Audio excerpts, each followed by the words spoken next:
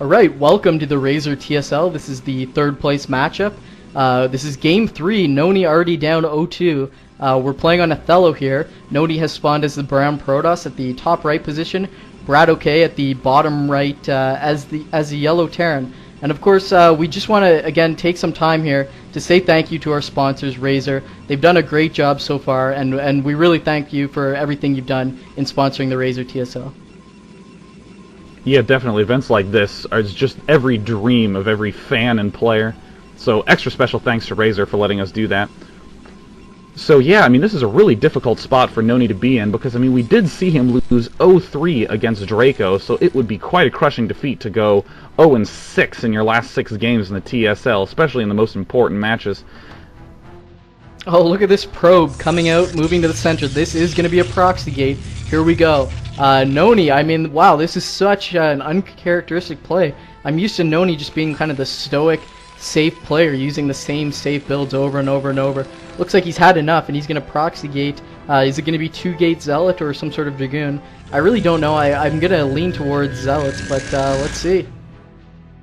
God, every second matters now. This is just such a tense spot for NonY to be in. He's down 0-2. He needs this proxy gate to work. And right now we see Brad OK playing in that standard way that he loves to do, just by making that barracks right next to his main. But, I mean, note that that barracks is not in the best placement. On Blue Storm, he had that excellent placement to avoid that Zealot harass, because Zealot harass is just such a common thing on Blue Storm, but because it's a little bit less common on Othello, I'm not sure that Brad OK is in the best spot. So this is a really interesting spot to be in for both players. Yeah, for sure, and the probe is going to scout Brad OK first, so it's going to come in and be able to just do extra harassment on the SCVs, be extra annoying, and that's going to really affect Brad OK. And it looks like Brad's going to scout NonY first, so he's going to know this proxy is coming, but will it be too late? The Zealot is already making. This is a 9-10 gate, so those Zealots come out very quickly. Brad hasn't even finished his barracks yet, and what's really going to be key is to see how many Marines he makes, see if he's able to defend this. The barracks now finished, Marine making instantly. Let's check in on the gateway. Zealot almost complete. Second Zealot making out of the second gateway. This is just balancing on basically the thinnest of Razer's edges here. Brad scouts it, he knows it's coming, and let's see how he reacts. Having played against NonY in so many Zerg vs. Protosses, I can say that he is excellent at doing a 2-gate 9-10 rush. He never misses a Zealot, he never misses a Pylon, but the pressure's really on now. He's down 0-2, his seed matters. He needs to do it absolutely perfectly, and we do see that bunker going down for Brad, so that first Zealot is... oh, it needs to kill that SCV, but the SCVs do drive it back, and the bunker is finished, so immediately a tough situation to be in for NonY. Wow, excellent control by Brad. He drives that first Zealot all the way down out of the ramp. Second Zealot now joining it. And it's really unfortunate for NonY that he got scouted in the first position. I mean, Brat knew this is coming, and that's why he was able to put up that bunker. Normally a proxy, the Terran player doesn't know what's coming, and he just has Marines and SCVs to defend. But now NonY's lost the ramp. Brad has SCVs holding, and it looks like the first SCV is going to get broken, but unfortunately Brad can retreat back to the bunker, and NonY's really in a difficult position here despite proxy gating. Yeah, that first factory is almost done, and once those vultures start popping out, the Zealots will be virtually worthless. But NonY's trying to come up and break this ramp, but Brad does some excellent control. He only has 2 SCVs there, but still, ton of damage being laid down on those Zealots, 1 in red life. A few others don't have any shields whatsoever, and NonY moving in again! Wow, he's killed the SCVs, trying to go to work on the Marines. The Vultures coming out, the Marines retreat back to the bunker. In they go, out they go, coming back now, driving the Zealots back. Looks like NonY's trying to transition into standard play, actually. He's still making probes now. He's got a cybernetic score, he's got gas, and he's not making Zealots, so he's actually making Dragoons out. So NonY, I mean, if he can hold this off and transition to normal play, you know, he's not really in that bad a spot. Vulture coming out now, just doing some moving shots on the Zealots. Really nothing the Zealots can do against Vultures. They're way too quick for them.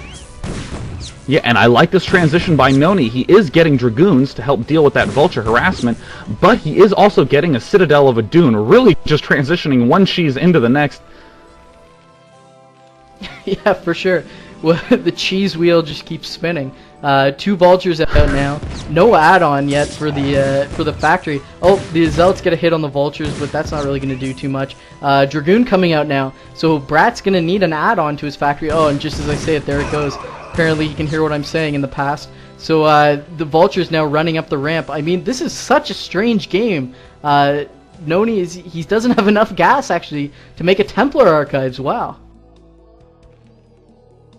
Yeah, and now finally that Templar Archives does end up going down, and we see that these handful of Zealots and Dragoons actually could hold off these Vultures for a decent amount of time. I mean, Brad is doing a nice job of microing everything, but those Dark Templars are going to be started in about a minute now. And let's see, what does Brat choose to do with his machine shop? If he gets those mines, that could just be a killer blow. Because, I mean, a lot of players opt to play a little more safely, get siege mode, then expand. But because he oh, yep, and there's a siege mode coming down for Brat, okay, and we don't see any detection anywhere in sight. We do see the Templar Archives is finished, and 2 DTs are being built right now. Yeah, and I mean, the thinking is, alright, I stopped the rush, I'm ahead in economy, so I'll just move into, like, standard safe play. But we can see NonY's done the complete opposite. He's actually expanding and trying to do Dark Templar. But look at this barracks landed by NonY's expansion, making Marines, and that's going to be trouble for NonY. He has no units back. These Marines stroll in, they're going to see the Templar Archives. Here they go. They're going into the natural. They're going to see the Templar Archives, and that's going to let Brad OK know that Dark Templar are coming, and he's got an engineering base started at this point. And wow, I mean, everything that could be going wrong for NonY is going wrong. Here come the Dark Templar, but they're actually turning away. Wow. Why? And he canceled the engineering bay. The engineering bay was canceled. I have no idea why. Oh my gosh, there is no detection anywhere in sight for Brad OK. He started to build that command center, but he sees the Templar Archives. I don't know why he canceled that. Brad is going to leave the instant he sees these Dark Templar. This is just such a rough Oh my spot. god. Oh my What? god. That was unbelievable. I mean, even if he hadn't canceled that engineering bay, I'm not sure if Brad OK would have been able to hold that off. I mean, to be honest, I knew the length of the game at the outset, unlike some of the players who were watching on the stream, and when I saw that it was a half-minute game, and after I saw how epically that rush failed, I was just like, yeah, Brad's going to take this easy, but wow. Got the engineering bay a little too late. NonY just kept the pressure on and delayed that detection. Yeah, I mean, that was so ridiculous. That could be a $500 mistake by Brad OK canceling that engineering bay. I mean, when I saw the Zealots being held off, I thought that game was pretty much over. We were going to have another 0-3 on our hands by NonY, but he actually manages to claw his way back. Really nice transition by NonY, and he kind of steals game 3. He's still alive. Yeah, I mean, that was just such a great transition by NonY. I mean, like, he did put the cheese on, and I mean, that's just really the hallmark of an expert player, is that there really is no end to the build. It wasn't that, hey, I hope that rush works, and if it doesn't, well, I'm screwed. I mean, the rush put a ton of pressure on Brat, and then he just moved right into that extremely, extremely fast Dark Templar build. Wow, I can't get over that. NonY's still alive in Game 3, and we're going to move on to Game 4 now. This is going to be on Wuthering Heights. We've got a lot of varying opinions. Some people say it's a Protoss map, some people say it's a Terran map, and we've seen differing results in the TSL. So we're going to have to see what happens here. What are your thoughts on this map, Jay? Well, this is a really interesting map because it's just so open. I mean, generally when maps are this open, the most important thing is to get your expansion up immediately, and then to power for a really large, hard 2-base army, because the only way you really can defend an expansion is by having a ton of units. It's not something like Peaks of Baekdu, where you can just take an expansion and cutely defend it with some well-placed cannons and storms. So both players almost certainly are going to go for some sort of macro-oriented build, but I'm a little leery of whether or not NonY's going to be too safe, because even on those macro-oriented maps, we've seen him do this one-gate, fast range, and then get that expansion a little bit too delayed. Yeah, for sure, and we've seen NonY really, he's shown quite a few phases of his play. He started out with, I mean, it's gone cheese, standard, cheese, and now is it going to be back to standard? I think a lot of Protoss players are saying they like this map. We've seen Brat do really well on this map in Terran vs Protoss actually. He lost twice to Jianfei, but he put up a really good fight and showed some good ideas, good tactics on the map. So that's going to come into play. And I know NonY is very comfortable on it.